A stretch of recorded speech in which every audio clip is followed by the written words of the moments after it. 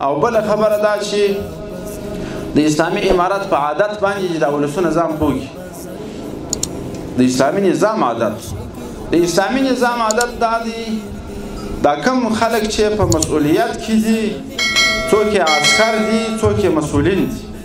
دا مسؤلین یې مکمل به اختیار دي خپل ځان یې مکمل امیر ته په واک کې ورکړی امیر کله راواخي وزیر راواخي کله ولسوال کې ولسوال راواخي وزیر کې او ولسوال راواخي پر چکپای نه ودرې عسکر کې دا د اسلامي نظام عادت دی د وخت ځکه په دې کې په د اسلامي نظام کې مسؤلیت او چوکۍ او مالیات دا مطلب نه دی الته د ولسونو خدمت مطلب دی نو چې خدمت مطلب دی دغه څوک چې مسؤلیت کوي دا هم په نیت د عبادت کوي په دې نیت باندې نه کوي چې زه موټر پیدا کړم یا په دې نیت نه کوي چې زه پیسې ډېرې کړم په دغه نیت یې کوي چې الله پاک مې غاړې راخلاصې کړي د دې ولسونو خدمت وکړم اوس په دې میدان کې راغلی یم نو هغه مسؤل ته دا نه مطرح چې زه لوړ سم کښته سولم څنګه خدمت مې کم سو خدمت مې ډېر بس د خپلو مشرانو اطاعت کوي د نبي علیه السلام په زمانه کې داسې پېښه شوې ده ګورئ تر ټولو خلکو بهتر انسان چې دی د نبي وروسته هغه حضرت صدیق اکبر رضی الله عنه دی د ټولې دنیا ایمان چې یوې خواته کې د حضرت صدیق صاحب ایمان په بله پله کې واچي دا ایمان پر زورور دی پر دروند دی او په دوهمه درجه کې بهتر حضرت عمر دی واشهدهم فی امر الله عمر محدث د امت چې الله تعالی یې پر له الهامات نازلول هغه څوک دی چې پیغمبر علیه السلام مبارک ورته وایي په خوب کې جنت ته تللی وم او په جنت کې مې ستا ماڼۍ ولید د حضرت عمر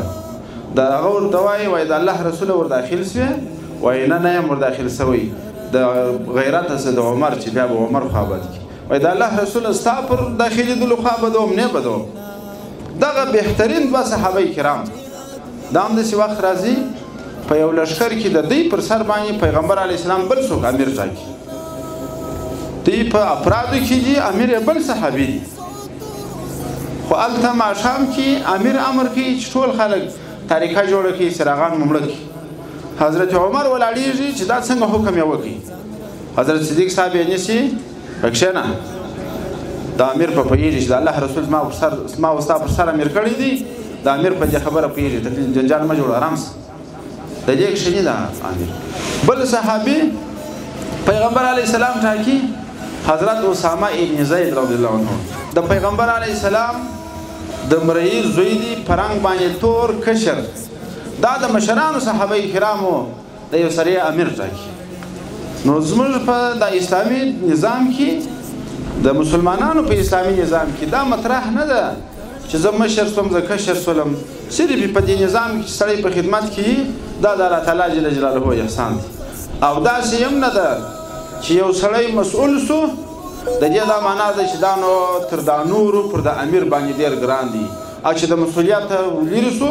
هغه نو د امیر په ذهن کې اعتبار نه لري داسې نه ده پیغمبر علیه السلام یو صحابي وټاکي هغه صحابي په زړه کې دا راغله چې ولا حضرت عمر موجود دی حضرت صدیق هم موجود دی د دې مشرانو صحابو په مابین کې چې ته وټاکلې ته لکه چې در ټولو پر ګران یې پر نبي علیه السلام نو زړه یې نه ودرېدی د نبي علیه السلام څخه پوښتنه کوي وایي د الله رسول په ټولو خلکو کې څوک در باندې ګران دي زړه یې دا دی چې اوس دا خپله درجه معلومه کړي هغه ورته وایي حضرت عایشه را باندې ګرانه ده ام المؤمنین زموږ ستاسې مور وایي هغه را باندې ګران ده بیا یې ورته ویل چې په دویمه درجه کې ورته یې ویل ابوها د دې پلار را باندې ګران دي حضرت صدیق بیا یې ورته ویل په درېیمه درجه کې ول حضرت عمر را باندې ګران دي دا صحابي وایي بلان مې خوله ساکت کړی چې اوس چې د پای لخوا ولګي